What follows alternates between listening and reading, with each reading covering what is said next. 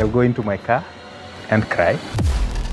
Kev and I have had some bonding over our love for therapy. There's still that pressure, like for me as a lawyer man going for therapy. My biggest regret with therapy is not starting it sooner. The stigmatization is what I'm really still trying to figure out how we're gonna overcome it. How to deal with the mental health is exercises.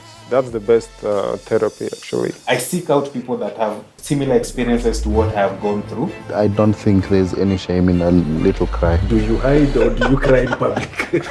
Where it comes. Kev and I have had some bonding over our love for therapy. Luckily, I discovered therapy as a young adult, and it's something that I feel maybe not as consistent as I would want to be, but it's something that I have not been shy about admitting that it has changed how I think and live my life. How do you think about manliness, being a man, mental health, and seeking help?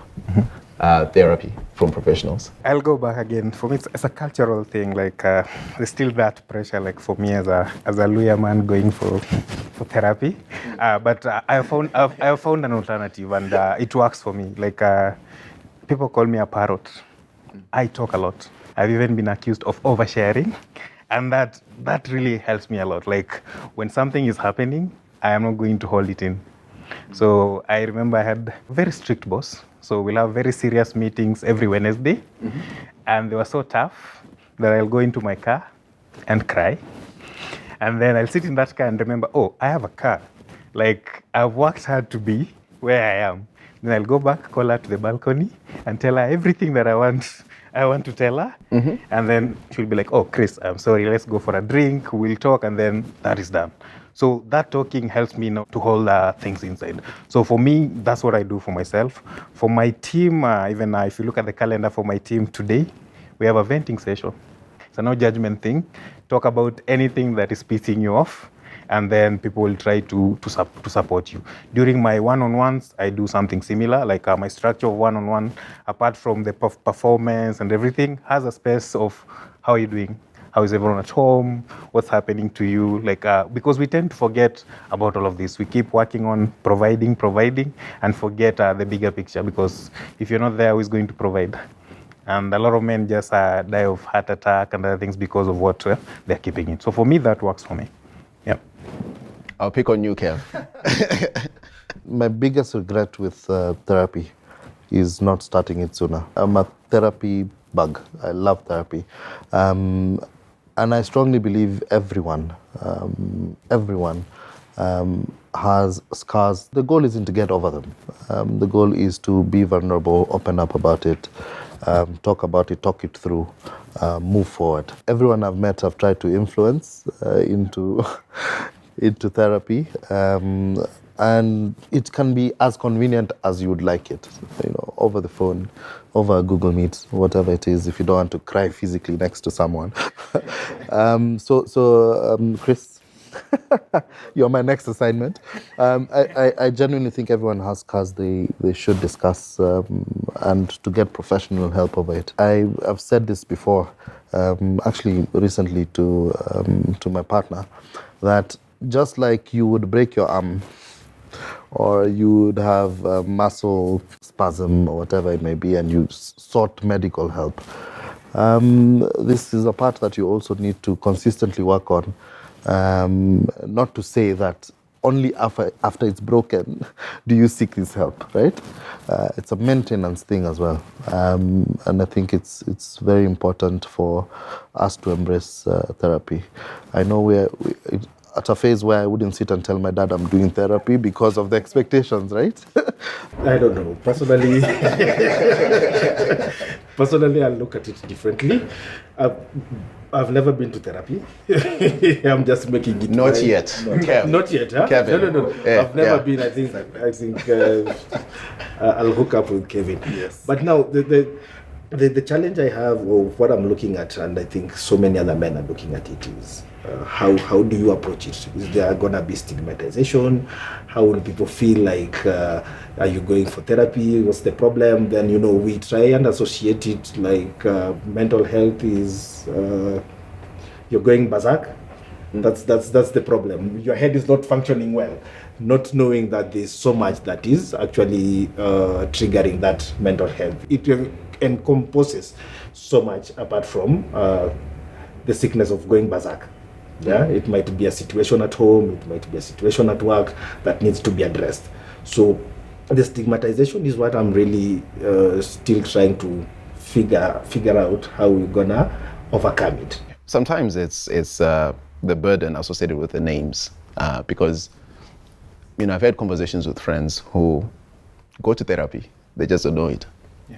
They go to church, they've got a counselor, and there's a leader who they meet every month or every 2 weeks. They talk about things that, to me, is exactly like my therapy session with the therapist, but they don't call it therapy because the word appears to be too intimate. So part of the way that we confront the stigma is just by being a little bit more open about what is actually involved in this conversation. Is it is somebody poking into my brain, or do you know what I mean? Like, it's not that. It's just a moment where you just allow yourself to process the life that you've lived and how the decisions and things that have happened in the past shape the person that you are, and the decision. You can see the patterns that have influenced all of that. Any thoughts? I'm in the same shoes as Donald. I have never done that, but I can. Maybe I will tell the same as just Kevin said. Oh, why didn't I start that late? If I will start the therapy anytime soon. But what I find for myself and how to deal with the mental health is exercises. Oh, guys, that's the best therapy actually. If it works for you guys. Because, for example, myself, like more than 10 years ago, I went through the divorce, and at that point I started exercise, and it helped even without any therapy. Based on this discussion, then I think we have gone to therapy. We just don't know. I don't know about it. Because so for me, what I do, you've described it. It's pure therapy, yes. But what I do is I don't believe someone can be an expert in everything. So I seek out different people. Like, for example, like the car wash I go to is quite expensive. Because the first experience I had, I met a lot of older, richer people who have different experiences. So right now, I've not gone through a divorce, but if, God forbid, something like that happens, I know someone who has gone through a divorce. You go to the car wash? Yeah, just go to the car wash, and I'm going to get this guy who has gone through this. So for me, it's like I seek out people that have similar experiences to what I have gone through. Instead of just going to someone who is like using other people's maybe experiences and has not experienced it themselves. So Kevo, you're right. I go to therapy, but to specifically. I would love to normalize a little bit of at least some of my experience, because I remember having similar kinds of thoughts. How can this person have gone to school and have any way of understanding what I've been through? I'm an African. I mean, the first time that I went to therapy was when I was in living and working in the United States. And part of the fear was, I'm from Africa. First of all, we don't talk about mental health that way. Yeah. But secondly, how can this person have any understanding of my context and where I come from, and have the authority to help me when they've not lived and walked in my shoes? That was a mental block that I wish I had overcome sooner, because I actually came to appreciate that there's something, when people spend a lot of time studying and thinking about a specific topic for as long as they can, they become experts in at least helping you navigate some of the trauma or the things that you've dealt with. And it doesn't matter where you experienced it. It doesn't matter that it happened a continent away or wherever. Somebody with the tools to help guide you through that, I think, has been pretty helpful for me personally. But I think that we're all on a journey, and I think that the biggest point that I wanted to raise with this about therapy and how therapy can be the same, or just not calling it that, is that we all have different support, and I think it's not a bad thing to admit that we seek out help from people, and sometimes that help is just actually having a little cry. I do want to call out that I was going to talk about vulnerability, but you just went straight there. And it's a very important thing for everyone to acknowledge and to know. I feel like when you're younger, especially in a workplace, you don't realize that the people that you look up to, your high-powered executive, has a moment where he goes to his car and sheds a little tear, and that's a good thing. That's an okay thing to happen, because we're all triggered, or it can be emotional to deal with various things at the workplace. Any crying stories? The entire 2023. Wow. No, but I don't think there's any shame in a little cry. This is something that I feel zero shame talking about, and it's because, sorry to reference the physical part of the body as well, but your body breaks down, right? And when it does, you're allowed to feel what you feel. Your mental space will also break down, not if, will. And especially in the environments and you know the world we live in today. So if a little cry is your your own way to fix things, then I don't see why not. It certainly worked for me. I need to ask you, do you hide or do you cry in public? Where it comes. I think there's space for both. I think there's space and there's power in being open to both. Some of the models that you look up to, right? Yeah.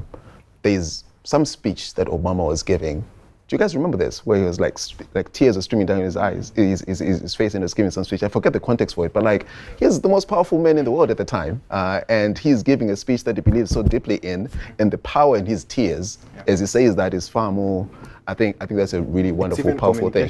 Sometimes it's okay to go to the car. I know we might not have too much time, so I want to talk a little bit about how your growth has been influenced by some of the themes that we've talked about today. Like we need to redefine what alpha male means, because even that definition is not really the people that succeed. The leaders that I look up to are not the leaders that are burdened with that attitude of I'm going to dominate a space. Being vulnerable is not a weakness at all.